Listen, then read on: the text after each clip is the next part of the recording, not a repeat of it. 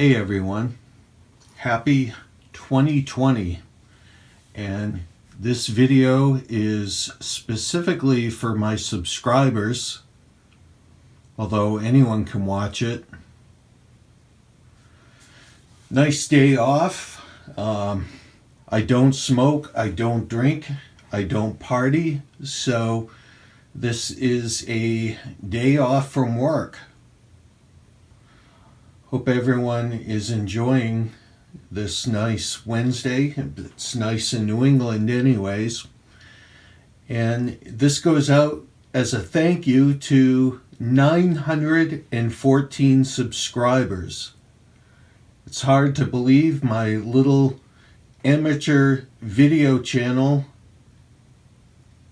is on its way to 1,000 subscribers. And this is just a random video, what I've been listening to as of late. AC/DC, For Those About to Rock. I really enjoyed this album. I have fond memories of it from 1982. And this was a Salvation Army pickup. Nice, clean copy, first pressing. Next up, Tom Rush, Wrong End of the Rainbow. I really did not enjoy the first side. I really did enjoy the second side, which is much faster pace, harder. And this guy's a great songwriter when he does write songs. I don't think that much of him as a performer. He's pretty good. But side A and side B are quite a contrast. And side B is very enjoyable. And I'm glad I stayed with the whole album. Ella sings Gershwin. What an enjoyable masterpiece, masterwork. I would say this belongs in everybody's collection. This is a repressing which has an assist by Duke Ellington and Jimmy McHugh. I'm just a lucky so-and-so, and I didn't mean a word I said. But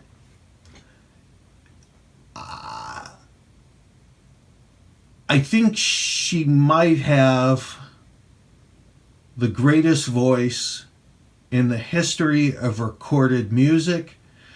And that is saying a lot, because I've talked about other female voices.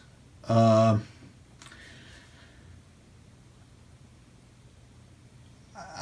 think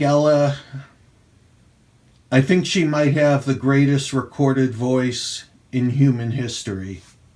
She is that good. And for a woman who sang as her first song, more or less a novelty song, which was a Tisket, a Tasket, she came a long way. And her voice is just beautiful. Perfect. I think Ella Fitzgerald has the world's most perfect voice. Tom Petty and the Heartbreakers, Damn the Torpedoes. Fantastic. Amazing. This goes back to, of course, the late 70s, early 80s. So I'm very fond of the genre. This is a dynamite album.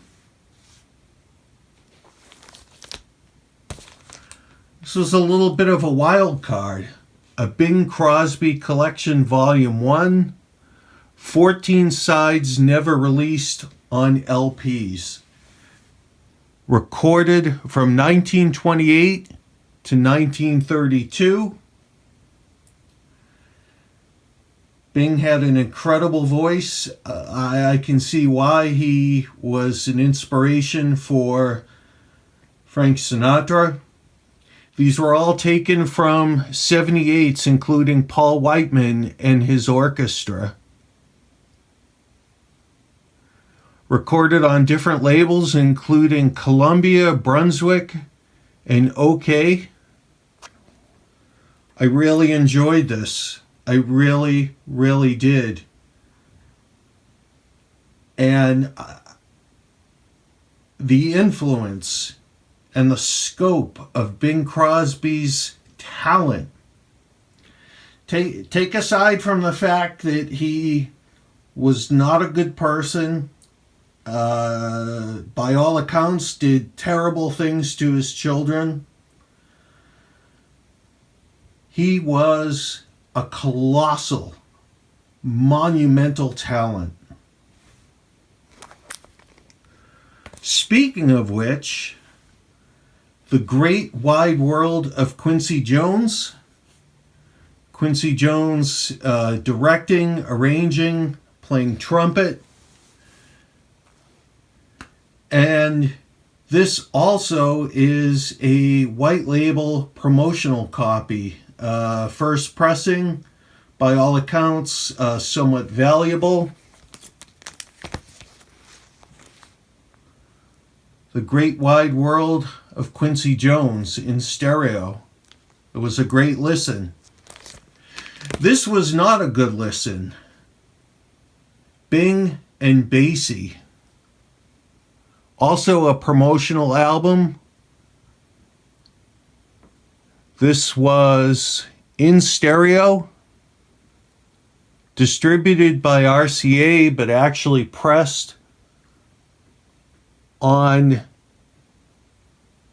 Daydream Records. I didn't get through the first side. By then, this was Count Basie, I believe, was towards the end. Bing Crosby was certainly towards the end. The arrangements were very maudlin. I was expecting this to swing. I couldn't get past Everything is Beautiful.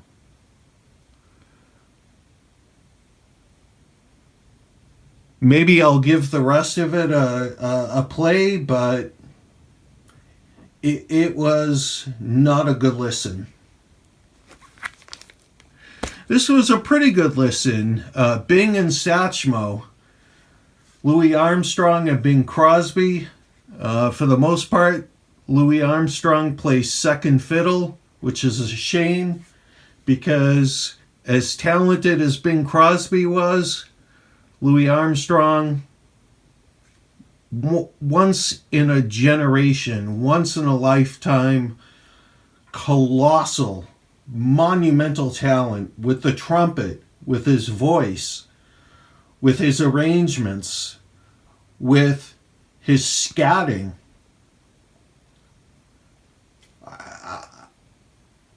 Even in his elder years, colossal, giant,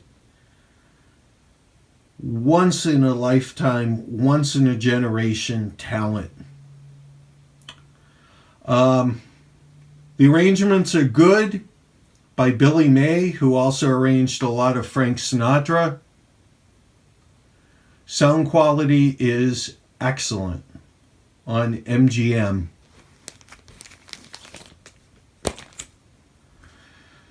What can I say about this album?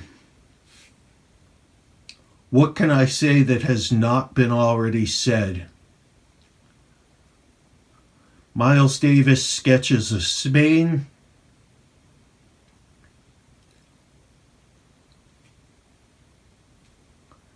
I'm just speechless after listening to this album. I have several copies of it.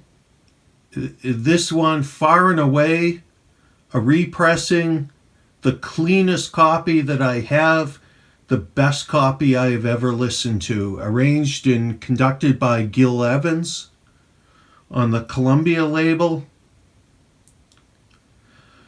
Columbia Jazz Recordings. I'm just going to go out on a limb here.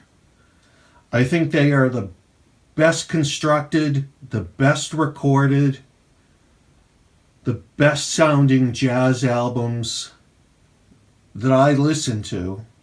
I have Duke Ellington on Columbia going back to the 1950s, and they sound pristine.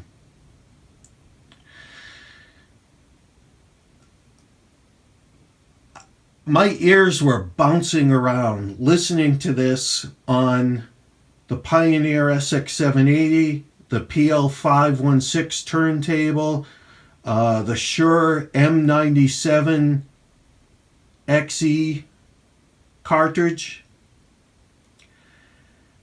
and the KLH Model 6s. One of my favorite YouTubers is a guy called Stereopolice, and if you haven't checked him out, check out his videos. He has a very unique perspective on listening to stereo, and he argues that the sound source, be it the LP, the compressed audio, digital audio, or maybe the high quality stuff from Spotify, that constructs an entire system. So the album that you listen to is part of that system. This 40 minutes or so of Sketches of Spain might be the best system I've ever heard. Pristine. Music with integrity. Music that was constructed by a genius. And Miles Davis was a genius. Not just a jazz performer, a music performer. I would highly recommend this album and, of course, Kind of Blue for someone who wants to maybe get into jazz. But for someone who wants to get into music, this belongs in every music collection.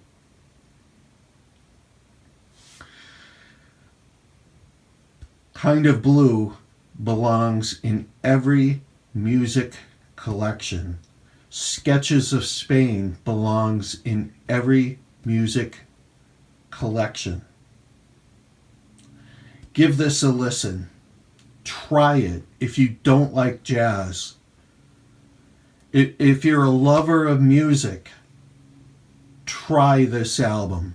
I beg of you. Listen to this. Listen to Kind of Blue. See if your shape and your perspective of music doesn't change. This will change how you listen to music. Happy New Year. Happy 2020. Enjoy your collections. Enjoy your systems. And take care for now.